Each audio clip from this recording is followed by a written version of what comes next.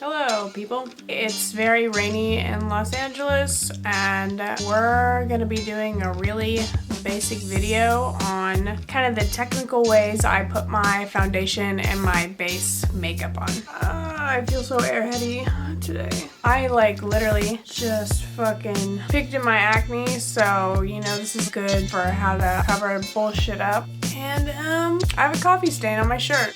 Sick. The best part is it's not even from this morning. It's like it's a permanent stain on there, and I just keep wearing it.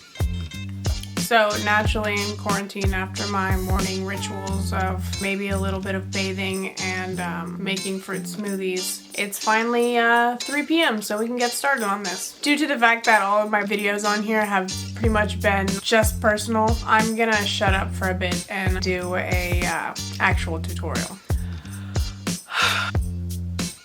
Primer, am I right? Usually I put on primer before I start filming, just because my skin gets super red. I tend to go back in and do another second layer where your pores are right next to your nose. I'm kind of running out of foundation, so. A lot of people actually will say to use 2 types of foundation, but I actually just ran out of foundation while doing that. I also have a little bit of primer on my sponge.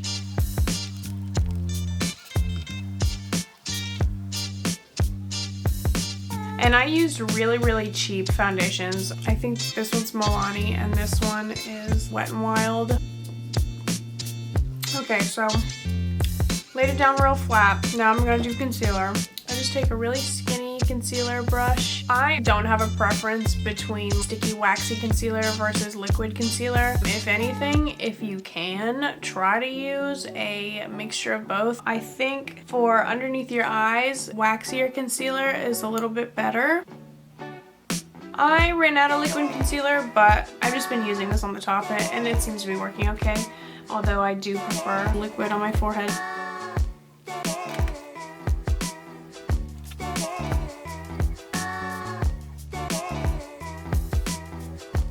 Okay, and now my favorite part to endorse, which is the Ben Nye powder.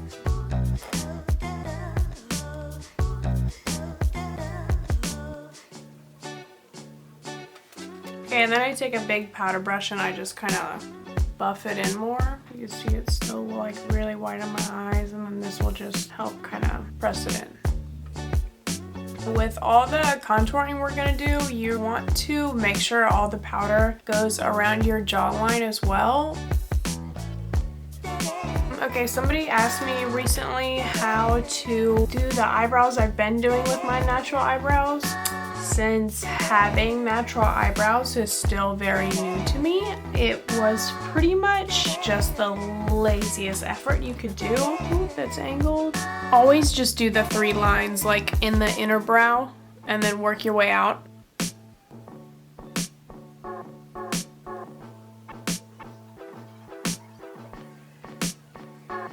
And then I'll just make little lines at the top that kind of imply that it's kind of shaggy.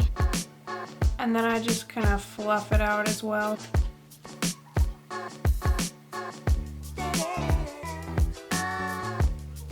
That's it! But now we're to the best part, the reason my skin looks crazy nice in photos and life.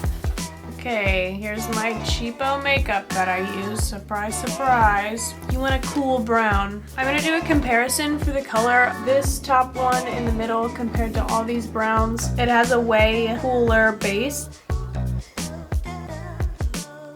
It's gonna look really dark at first. We're just gonna keep blending it out. And when you do this, it's important to not be going just straight back and forth. I think that's a huge tip. Try to make it circle form instead.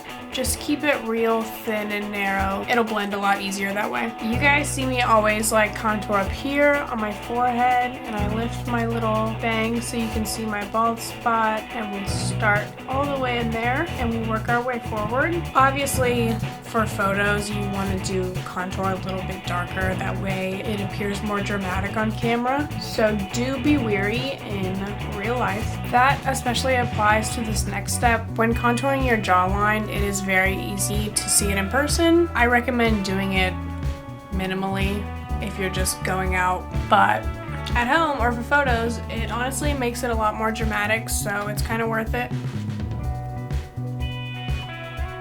I think it also just kind of casts a shadow on everything you got going on underneath there.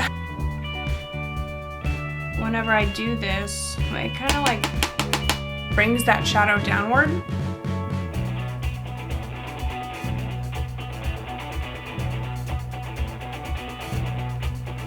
Also, you can notice how I'm bringing it down underneath my ear, so that way it kind of lines the neck and blends in.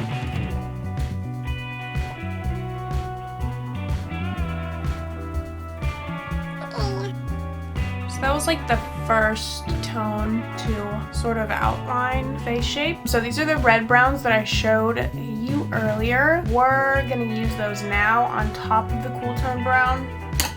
I usually add a little bit of blush, and I like this palette because obviously it's like right next to each other. So that's how we're basically gonna lay it out. We're gonna put a little bit of pink at the top, and then we're gonna put brown at the bottom and try to blend it on the palette.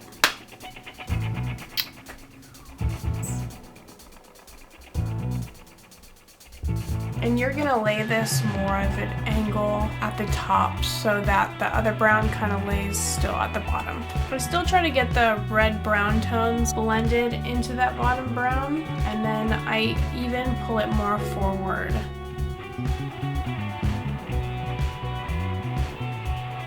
And we're gonna basically just add it to everything that we just outlined. Try to be very, very subtle about it, or else it'll look weird. I kind of do want to make it even darker for camera, but we're going to keep it pretty natural. I even went a little heavy on that side. But also, if you do see that you've blended it too inward, or one side's just darker than the other, I just go in with the same powder brush that I used with pressing the matte powder in, and then I just use it to kind of blend out any powder that I put on my face that's kind of running their own direction. It helps a lot. I feel like I use this anyway when I think I'm done contouring, just because it kind of ensures that everything's gonna be a little bit nicer. And make sure if you do, you kind of run the brush over the entire thing. The powder brush will give it kind of a different tone as well. And you know what? I forgot to add the tan tones to my neck. Oops. Since quarantine, I haven't had an appointment with my fucking face doctor and haven't gotten any Botox, so my mischievous forehead scar has come back, and along with my smile lines, even though you don't get Botox on that, you have to get fucking Juveder. I'm trying not to bend my forehead so it doesn't, like, that will get so bad. What was I doing?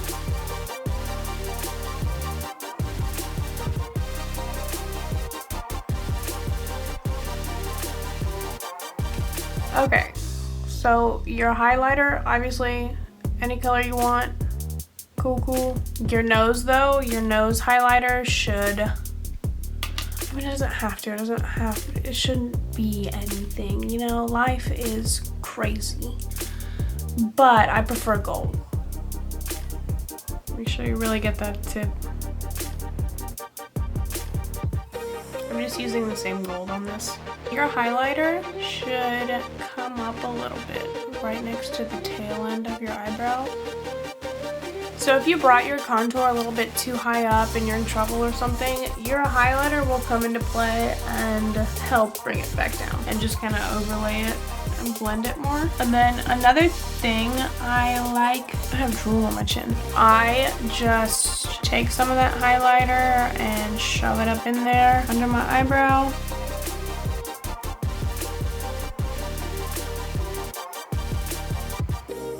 You can kind of blend it back and forth however much you want.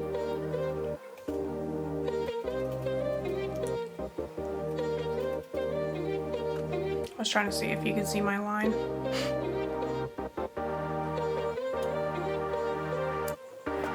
Oh my god, my eyes look so dark. It's like you can tell it's fucking rainy.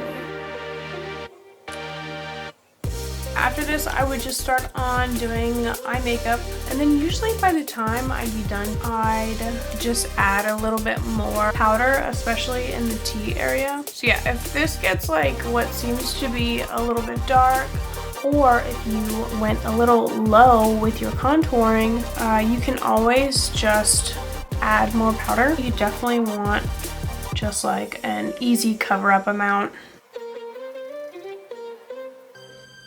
And I know some people even like to cut their contour on the bottom. I don't do that too much just because I don't want that hard of a line. Usually I'll just use it if I fuck up or whatever. You can even follow up on your forehead as well, especially since I know I get super fucking greasy on my fucking forehead. Yes, sobriety.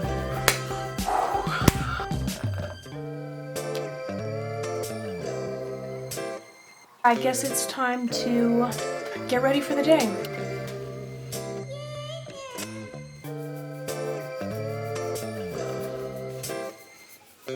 I look like I belong in a Goofy movie. I can't breathe.